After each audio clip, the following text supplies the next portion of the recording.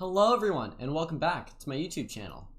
My name is Caleb Denby, and I left my mouse at work. So I am using the previous mouse that I used to use, which doesn't actually work all that well. So we're going to see if I can navigate my way through a 10+0 rapid game without making any mouse slips. Now the big problem with this thing is whenever you're clicking and dragging, sometimes it'll just let go.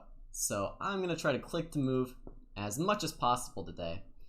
And my opponent, wow, that is a rating much higher than mine. So we'll see if I can do this here. My rating's a bit higher than it was during the first video I posted where I played a rapid game. And that's by design. I've been playing quite a bit of rapid because I felt as though maybe I was a bit better at chess than my first opponent. And now, you know, thankfully, we're also happy I can finally play people who are better than me at chess. Maybe I'll start uploading myself losing. Is that what the YouTube crowd wants? They want to see me fail? That could be it as well. So, yeah, bishop f4. The point of this opening is to sort of play against this light squared bishop, but my devious plan here is either to put it on g4, if my opponent doesn't play h3, or to put it on f5. And honestly, I could still go to f5. This bishop f5 line is supposed to be a little bit dubious, I think, if white hasn't spent the time to play h3. But I'm going to play it anyways. I think it's a perfectly fine way of playing. And the point is, you trade these guys. I end up with this g-pawn on f5. My kingside looks a little bit funny, but I get really solid control over the e4 square. I'm going to use it. Plant a knight there, play e6, and this structure that I'm highlighting with circles here isn't actually so bad for black. It's a pretty solid structure, actually. I'm going to go ahead and castle a kingside, just because I took with the g-pawn doesn't mean I'm too worried about castling over here. I think e6 is generally always a useful move, but I think I'm going to delay it a little bit. Why delay it a little bit? Well, maybe someday I might want to play e5 instead. It's probably not a very realistic idea, but I've seen it come in handy before. I'm going to play a6, b5 now, just a normal minority attack against the structure. My f5 pawn's under a threat, so I am going to play e6 now. Delayed it for just a bit. Trying to not fall behind too much on the clock, but honestly, I think we're both playing a bit fast for the time control here. My opponent might be going knight h5, trying to take this guy. But, yeah, I'm not sure there's much I can do about that, to be honest. This is his idea. I could theoretically save my bishop by going bishop h8. The question is that a good idea? Is that even remotely worth it? I'm not so sure. I'm thinking I might do a little reroute over to g6 with this knight. I don't think c4 is actually the square that I want this knight on. I just don't think that square is very relevant. But I think g6 is a nice little square. It would help defend my king a bit, and maybe that's something that I am in need of right now. The question is, can I play bishop h8 first? So let's calculate some specifics, right? Bishop h8, what does that give up? It gives up control of the h6 square.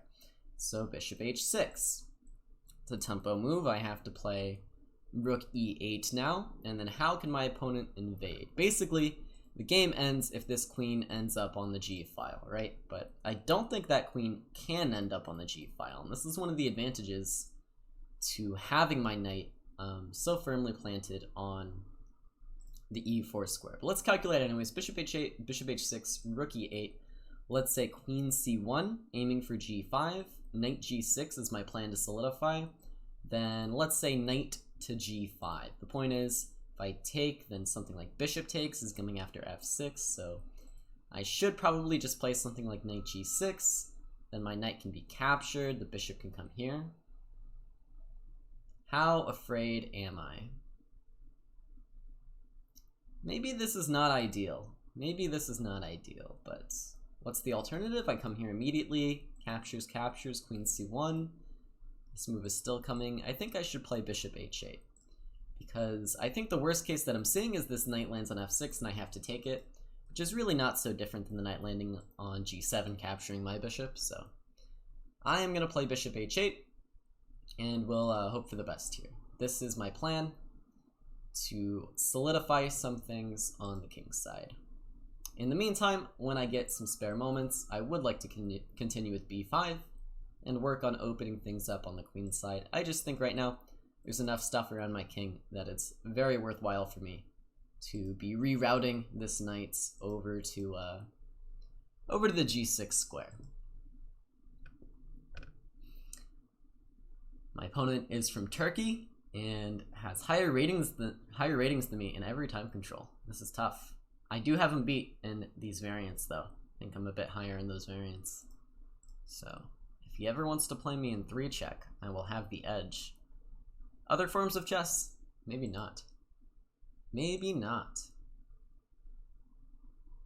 Bishop h8 is the kind of move that can get you into trouble though. Like, it's very much taking away my king's flight square, it's wasting time.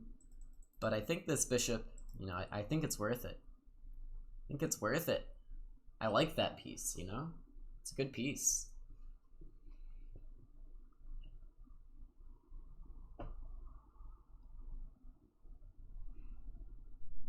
The other thing that I can do is, a lot of the time, if the dark squares around my king are getting a little bit too scary, I can very much consider playing the move f6, with the point that it helps reclaim some of those dark squares. Okay, a4 is sort of inviting b5 actually. Why is it inviting b5? Well, because if I open up the a file, it draws my queen away from my king, but that is going to be a source of counterplay for me. An open a file would be kind of nice for me to see. That being said, I think the fact that it would draw my queen all the way to the queen side is going to be pretty relevant here, because then these squares all become a little bit too soft for my taste. So I do sort of want to play knight e7 still, but I think rook e8 is a more reasonable move to start with. Why is that? Well, I just don't really want to see bishop h6 coming with tempo, and for the moment this knight is stopping anything from coming to a5. So I'll go rook e8. This move also has the dual purpose of defending my e pawn in case I decide I want to play f6. This knight definitely can be improved though. I think g6 is a better square. I think c4 might be a better square as well. But for the moment, it is serving a useful purpose. It's guarding e5, and it's stopping the pawn from coming to a5. About even on the clock still, and we have slowed down quite a bit now.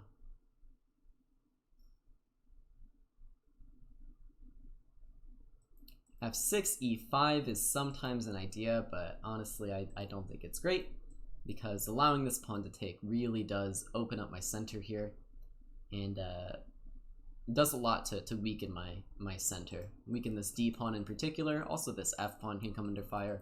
I think the pawn on e6 is a bit too important, but f6 on its own is a perfectly reasonable idea, I think. Just f6 to guard these slightly loose dark squares makes a ton of sense. A ton of sense. I have to be a little bit cautious of some sacrificing ideas, but I don't think any of them are too scary for me yet. My opponent is taking a bit of time here. Taking a bit of time. As I said, I'm on the backup mouse today, so no promises if this gets to a time scramble. Cannot promise anything. What kind of moves would I be looking at with the white pieces? Well, this rook is not really in the game. For the moment though, these rooks are sort of locked in some sort of balance where if either rook moves, then if the white rook moves, then b5 I think would be good for me because I open the a file. And if my rook moves, then my plan of b5 is sort of faulty because this rook would be ready to invade on a square like a6. Although maybe that's not so bad. Maybe rook c8 is just a reasonable move. So I'm considering f6. I'm considering a move like queen e7 just to connect the rooks, and after I play f6, this queen will provide me a little bit of defense along the 7th rank. And eventually my plan is going to be to push this pawn to b5 and open up the a file. That is the long-term goal. What is my opponent doing? Well, with this knight wait, where did this knight come from? f1 to g3 to h5 idea. Obviously, my opponent is going after some sort of attack. And wow, knight e5 is a very committal move, so I can just take this guy if I really desire. And then after bishop takes, I could go f6. Maybe pawn takes is probably the idea, and the point is that it's sort of locking my bishop in a jail cell, right? Locking my bishop in on h8. So I could take with the bishop, but that looks borderline, you know, borderline throwing, right? Like giving up this dark squared bishop. There's all these dark squares around my king. You can't do it. Queen h4, by the way, looks like a chess move. Looks like a chess move. I think everything is just loosely held together. So a move like bishop g3, I think, would not be losing, but it's you know, it's dangerous. My opponent is playing with a little bit of fire with these loose pieces. f6 immediately is also definitely something I can consider. I don't know if my opponent's actually planning to capture on c6. I would be interested to find out. I could also move this knight and then play f6, with the point being that my opponent never gets the opportunity to capture. So if I move this knight, let's say my opponent plays the most aggressive move, which I think is queen f3, just getting the queen to a square where it can invade. Then I play f6, then rook takes e4 could be a problem. If I take this, queen g3 check. And not so sure I'm surviving that position, but let's say knight e7, queen f3, f6, rook takes e4. What if I play a move like f takes e5 and highlight the fact that both of these pieces are attacked? Also highlight the fact that I'm gaining control of the g6 square, so against queen g3, I could just block. I think that's pretty reasonable, right? I think that's pretty reasonable. What would happen? Probably rook takes e5 would happen, bishop e5, knight g6, knight f6. Maybe I'm not so happy, after all. Maybe I'm not so happy. Okay, I'm gonna play it anyways though. I'm running low on time. And if I decide that this f6 stuff isn't working out, which I think that is what I'm deciding, knight g6 is also a perfectly reasonable move. I sort of just didn't want this structure. I'm fine with actually either of these structures if my opponent captures on g6, because it gains back control of the h5 square. It also closes the g file, and I think those are two positive things for me. Down to 3.5 minutes, by the way, for my opponent. Definitely still a very complex position. And I don't know if the time being lower actually favors me in this case. Usually I'm quite happy with my chances in a time scramble. But yeah, this one I'm less certain. Also, maybe takes bishop g5 is being considered. Queen d6, knight f6. Looks a little frightening. It's a little frightening. Not gonna lie.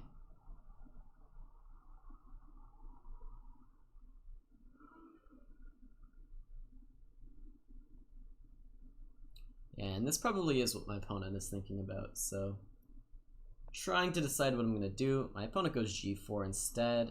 I'm gonna play knight g6, picking up the pace.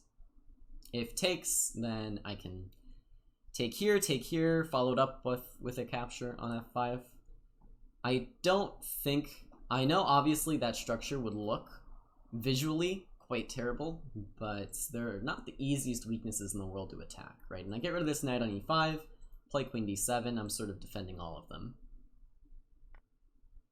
He does take, I could take here if I so desired. I don't think I do want that though. I'm gonna take here, and now there's a threat to this knight. If my opponent isn't careful, queen h4 would now be making some substantial threats. Stuff like takes, knight takes, queen h4 hits this guy. I'm also threatening to capture on this square, perhaps. I don't know for a fact that I am, but it looks vaguely threatening. Okay, my turn. 2:55 on the clock for my opponent. I think I do want to play Queen H4. Partly because it attacks my opponent's pieces, partly because it also is defending some squares around my own king.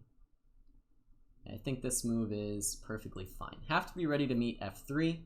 f3 is likely on the agenda for my opponent. I'm thinking I'll go knight g5 at this current moment, but actually no, f3 for the moment would hang this piece here on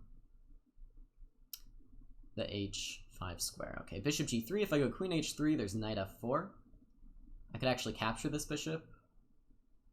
Could go queen g5 as well. I think I quite like queen g5. Just keeps the pressure on, keeps this knight under threat, and there's no queen c1 because this guy's hanging. If knight f4, then you do have to be a little bit careful, I think, with the white pieces here. Just a little bit careful. Okay, queen f3 is played. This allows knight d2. Do I want to play it? I think I do.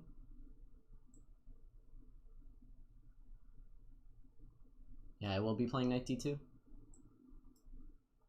And again, have to be very careful with this mouse. I'm like clicking, I'm dragging now. I have to remember to click to move to be absolutely safe. Just something I'm not quite remembering as well as I should. Okay, I can take this now. If queen takes, then he's in trouble, so the knight has to take, and now actually just f4.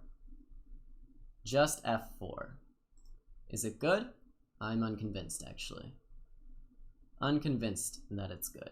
I have a little bit of time to think about it. If f4, then my knight hangs. This is the problem. And this is the problem.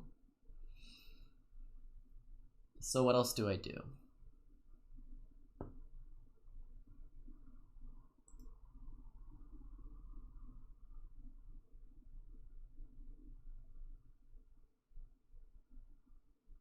I'm going to go rook e8, knight d3, and now I'm going to go rook e4.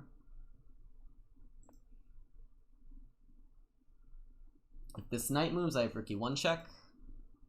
Okay, f4 was played. Yeah, f4 is likely just a good move.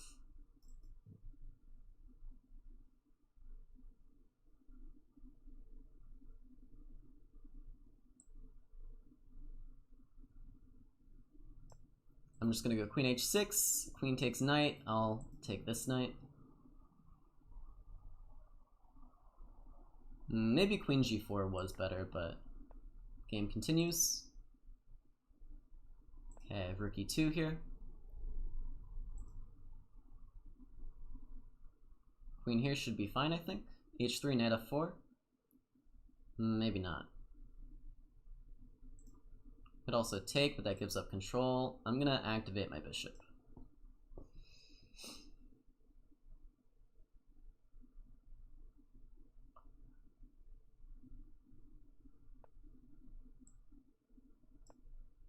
Okay, if h3, I'll come back to h5, just kind of provoking some stuff.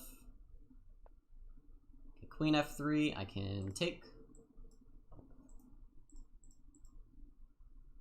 And now we are getting down to business. Here in knight d7, I have bishop d8, bishop g5 even. I have bishop g5, threatening knight f3. You see there my mouse did do the little flicker that I've been describing. It was not a lie. This is real. This is not manufactured drama. Go here, bishop e3 check, g3, threatening mate, and he's just actually checkmated, yeah? He's just checkmated. I think we got him. Okay. Very carefully, click, move, checkmate. Yeah. So we got him. That was a very tense game. I was actually like quite nervous. I'm a little shaky. That normally doesn't happen to me in online rapid games. Maybe it's because I'm recording, but let's take a look at it. I get the feeling that things went a little bit awry for me somewhere. So let's check the theory. So far so good. And then yeah, I go g6 here, knight f3. So the mainline stuff, basically white has, whoa, okay. Clearly my mouse wheel is also a bit on the rocks here. Basically white has a couple options here. You can go bishop f4, which these days I think is the main stuff, or you can go h3. The point of h3 is it stops the bishop from developing to the most natural square, and it actually kind of stops the bishop from developing to any square by guarding both of these squares quite effectively. And so the plan that you saw me play in the game is usually what's prescribed against this h3 idea. You can go for this, and the point is white has wasted some time on h3, but with bishop f4, the downside to this move is it does not control the g4 square, so bishop g4 is quite alright. But I decided to go for this plan anyways, which is a little bit, as I said, maybe dubious. It looks like the theory dictates that I should be castling first before I do this, but I think it's largely okay. Knight e4, knight f1, and yeah, the computer is gonna give white some advantage here, just because of this pawn structure, I think, which is honestly fair. I go a6, maybe, it does like playing e6 instead, but I think this is fine. Knight g3, e6, knight h5, and then yeah, bishop h8 was maybe a bit too ambitious in my position. But best move here was knight d2. That's kind of interesting. And what if I go knight e7? Then takes, bishop g5. f6. Yeah, it's a bit scary. Oh, I mouse wheeled again, but that's okay. So I go bishop h8, a4 was played, rook e8 is fine, knight e5, and wow, it does actually want me to play bishop takes e5, or knight takes e5, but I thought, I think positionally that's just a bit too much, giving up my bishop like this, right? Like knight takes, pawn takes, and this is just so tough. So tough. I guess the point is that white is having to commit a piece or two to the defense of this pawn, and some much later day I can play the move f6 to sort of get out, but I don't know, I was very, very cautious of this. I went knight e7 instead, and now g4, and yeah, kind of as I suspected, maybe f3 is a good move here, just because this knight is such an annoying piece to deal with, and once this knight moves, then all of a sudden, ideas of bishop g5 are going to be introduced to the position again. He goes g4 instead, and then knight g6 is good. Here, knight takes f4, and knight takes f4, and my opponent has problems if they recapture. My opponent has problems. Yeah, this would have been nice. Ah, this mouse wheel thing. Yeah, I missed this little tactical idea. At this point, I was already down to 3-some minutes, though. I just played e takes f5, which is, of course, much worse than taking on f4. But that's okay. Knight d3, queen h4, I think made sense. Bishop g3, queen g5, I think also made sense. Queen f3, I think, yeah, this is a mistake because knight d2 is strong. Take.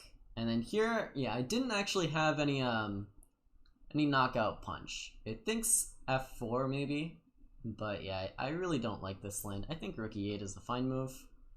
Apparently, white can play knight g2 and is slightly better here, which is pretty interesting. So, knight d3 played, I go rook e4, and I'm not gonna lie, this was sort of just like a tricky move that I tried to play. The point is I have like a tactic. Everybody loves tactics, right? But my opponent wasn't having it, so just f4, queen h6, takes, is fine for black now. Knight c5 and rook e2, and now black is better. And these are all just time pressure moves, but they worked out in the end. Yeah, h5, and now my opponent's actually just checkmated. Tough finish to the game. So very well played game by my opponent. Taking a look at the graph here, a little bit of back and forth, but that's to be expected. Yeah, here I did have this knight takes f4, and yeah, my opponent did a pretty good job of sort of punishing my dubious opening here. This g6 bishop f5 stuff, like I said, it's fine against h3, but part of the point is that h3 isn't the most useful tempo for white in many cases. And so to do it without white playing h3 is sometimes a little bit wrong, but worked out for me here. Got some good practical chances, although my opponent definitely put on the pressure. Let me know if you guys enjoyed this, if you want to see more of this, if you want to see more in-depth analysis of this game, I could upload that as well separately. But yeah, that's going to do it for today. Thank you all so much for joining me. My name is Caleb Denby, and I will see you next time.